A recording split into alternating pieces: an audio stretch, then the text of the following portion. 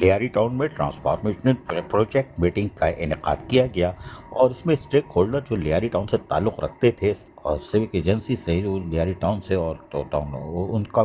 उनसे मिलन था। ये पहले हमने आपको बताया था कि उनसे मुलाकात करेंगे और उनको भी आगाही फराहम करेंगे और मशावरत का अमल मुकम्मल किया जाएगा, फिर प्रोजेक्ट पे काम का आगाज़ किया जाएगा।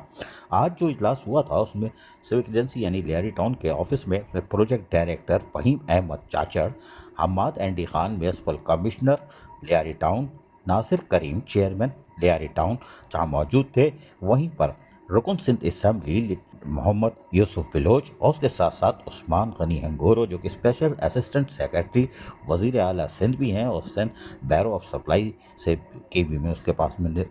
पोर्टफोलियो है, वो भी यहाँ मौजूद थे और यहाँ पर खुलकर लियारी ट्रांसफॉर्मेशन प्रोजेक्ट के हवाले से तफसीली तौर पर ख्यालात का इज़हार किया गया और उनको आगाही फराहम की गई। जबकि यहाँ पर मशावरत का अमल था और हमने आपको पहले 4 दिन पहले बताया था